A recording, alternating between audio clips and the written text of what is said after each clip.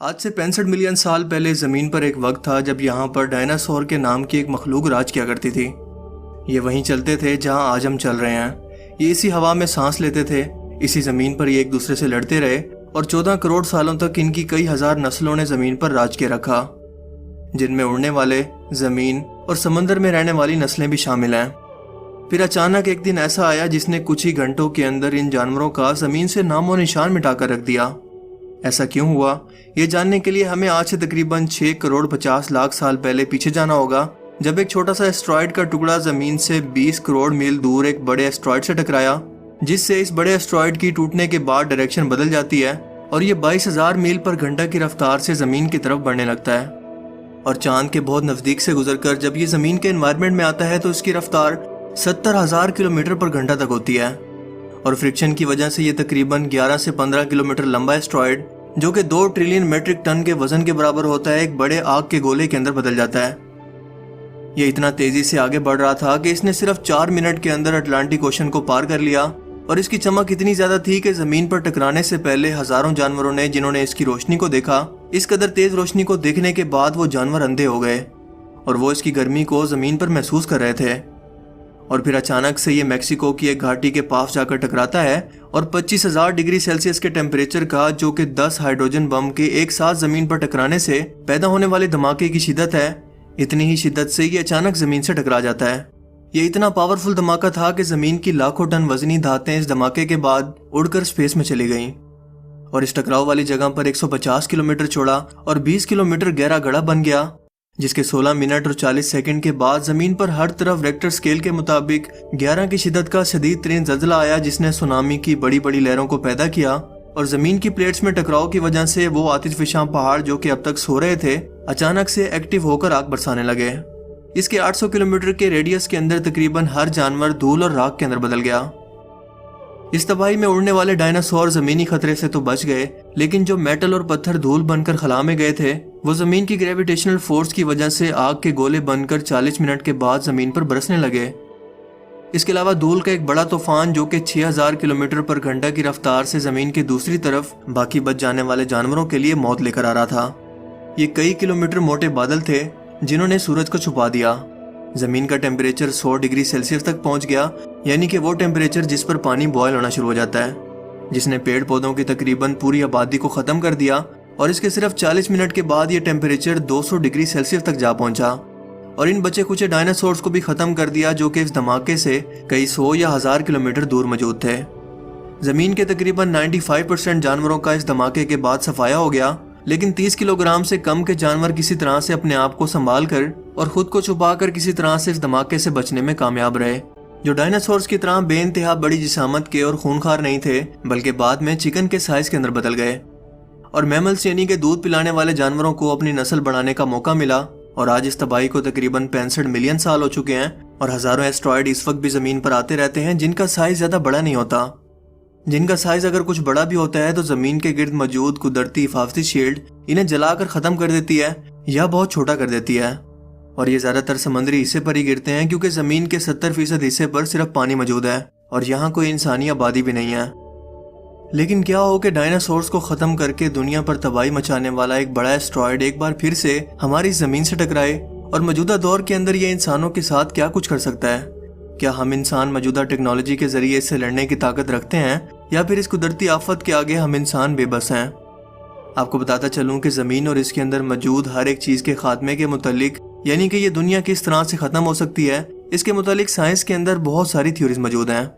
جن میں سے ایک یہ بھی ہے کہ مستقبل کے اندر کوئی بہت بڑا ایسٹرائیڈ زمین سے ٹکرا کر زمین کے ٹکڑے کر کے اس کو تباہ کر سکتا ہے، ہر ایک چیز کو فنا کر سکتا ہے، لیکن کب یہ ہم نہیں جانتے، لیکن اتنا اندازہ ضرور لگا سکتے ہیں کہ اس کے اثرات کیا ہوں گے۔ تو چلیے اسے ویژوائز کرنے کی کوشش کرتے ہیں کہ آج کے دور کے اندر آخرکار یہ تباہی کس حد تک ہو سکتی ہے۔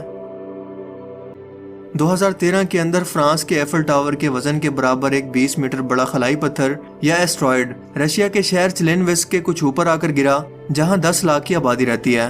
اور اس نے 26 ہیروشیما پر گرائے گئے بموں کے برابر تباہی مچائی، جس سے 15,000 لوگ زخمی ہو گئے۔ لیکن کیا ہو کہ 65 ملین سال پہلے کے جتنے بڑے سائز والا ایسٹرائیڈ ایک بار پھر سے اسی جگہ پر آ کر ٹکرائے، یعنی یہ سائز میں دنیا کی سب سے اونچی چوٹی یعنی کہ ماؤنٹ ایوریسٹ کے سائز کے برابر ہو، और इमेजिन करें कि माउंट एवरेस्ट 65,000 किलोमीटर पर घंटा की स्पीड से आपके शहर की तरफ बढ़ रही हो और आप इसे अपनी आंखों से भी अपने शहर की तरफ बढ़ता हुआ देख रहे हो। जमीन पर टकराने से पहले इसकी रोशनी सूरज से भी ज्यादा तेज होगी, जो कि इसे देखने वालों को ऑब्वियसली तौर पर अंधा कर देगी। जिसके बाद 100 ट्रिलियन टन का धमाका होगा, जो कि हिरोशिमा पर गिराए गए बम से 1 बिलियन गुना बड़ा धमाका है, जिससे 800 से 1000 किलोमीटर की रेडियस के अंदर सब कुछ भाप बनकर उड़ जाएगा। और इंसानों के साथ भी कुछ ऐसा ही मामला होगा, जो कि आज से तकरीबन 65 मिलियन साल पहले डायनासोर्स के साथ इस जमीन पर हुआ। और इंसानों को अपने आप को बचाने के लिए ना तो इनके पास कोई टेक्नोलॉजी मौजूद है और ना ही कोई ज़ेरे ज़मीन बनकर इंसानों को इस तबाही से बचाने की ताकत रखते हैं। इंसान तो इवन के अर्थक्वेक्स को भी प्रेडिक्ट करने के काबिल नहीं है और ना ही उनसे बच सकता है। तो भला ज़मीन पर आने वाली एक साथ इतनी बड़ी आफतों से ये कैसे लड़ सकता है? ज़मीन पर जंगलात के अंदर लगने वाली आग पूरे के पूरे सब्जे को जलाकर राख कर देगी और 150 किलोमीटर चौड़ा और 20 किलोमीटर गहरा गड़ा, जिसके अंदर 2 माउंट एवरेस्ट और 3 बुर्ज खलीफा इमारतें पूरी आ सकती हैं। इस धमाके की शिद्दत से हमें कोई बंकर नहीं बचा पाएंगे। 11 रेक्टर स्केल की शिद्दत का ज़लज़ला, जो कि अब तक पिछले 160 साल के अंदर कभी रिकॉर्ड नहीं किया गया, ज़मीन को हिला कर रख देगा, जिससे सुनामी की इतनी बड़ी लहरें उठेंगी, जो कि पहाड़ों को क्रॉस करती हुई अपने रास्ते में आने वाली हर चीज़ को फना कर देंगी। खला में जाने वाला मलबा और मेटल आग बनकर ज़मीन पर बरसने लगेगा और 600 मील पर घंटा का हवा का तूफान ज़मीन पर मौजूद हर दरख्त और बिल्डिंग को जड़ से उखाड़कर हवा में लहराने लगेगा। 3 साल तक ज़मीन पर डस्ट के बादलों की वजह से अंधेरा या मध्यम रोशनी सूरज के निकलने के बावजूद भी बरकरार रहेगी, जिससे फोटोसिंथेसिस का अमल तबाह हो जाएगा, पौधे मरना शुरू कर देंगे और जाहिर है कि वो जानवर जो पौधे और दरख्तों को खाते थे वो भी भूख से मरने लगेंगे और वो शिकारी जानवर भी भूख से मरने लगेंगे, जो कि इन सब्जा खाने वाले जानवरों को खाते थे।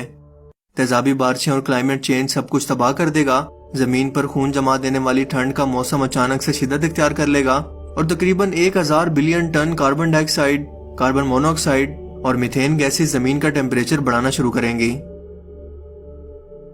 दोस्तों, अगर इन तमाम हालात और तबाही पर जरा गौर करें तो हमें मालूम होता है कि इस्लामी तालीमात के अंदर क़यामत से मुतालिक तबाही का जिक्र करते हुए तकरीबन यही सब निशानियां बयान की गई हैं। सूरह अज़-ज़लज़ला के अंदर अल्लाह पाक फरमाते हैं कि जब जमीन लरजा दी जाएगी और जमीन अपना बोझ बाहर फेंक दे और इंसान जमीन को देख कर कहे कि इसे क्या हुआ। सूरह अल-रहमान के अंदर अल्लाह पाक फरमाते हैं कि जिस दिन आसमान फट कर बिल्कुल सुर्ख हो जाएगा और पहाड़ रुई के गालों की तरह हवा में उड़ते फिरेंगे। इसके अलावा सूरह ज़ारियात के अंदर अल्लाह पाक फरमाते हैं कि बेशक जो वादा हमने तुमसे किया वो जरूर पूरा होगा और इंसाफ का दिन जरूर वाक़या होगा, जिस दिन वो आग के अंदर हांके जाएंगे। दोस्तों, ये सब निशानियां इसलिए दिखाई जाएंगी ताकि जो लोग क़यामत का मजाक उड़ाते हैं वो यौम हिसाब से पहले अपनी आंखों से इस दुनियावी जिंदगी के अंदर इस क़यामत के वादे को पूरा होते देख लें। लेकिन इन क़यामत की निशानियों को देखने के बाद इनका ईमान लाना किसी काम नहीं आएगा और दूसरी तरफ क़यामत कब और कैसे आएगी ये अल्लाह ताला की ज़ात के सिवा किसी को इल्म नहीं है। अल्लाह ताला हमें इस जहन्नुम के अजाब और इस दुनिया के अंदर रहते हुए गफलत से बचाए, आमीन। मुझे उम्मीद है कि आज की इस वीडियो से आपको बहुत कुछ नया जानने को मिला होगा और ये वीडियो आपको पसंद आया होगा। अगर ये वीडियो आपको अच्छा लगा और इससे कुछ नया जानने को मिला तो इस वीडियो को लाइक कीजिए और इसे दोस्तों के साथ भी जरूर शेयर करें।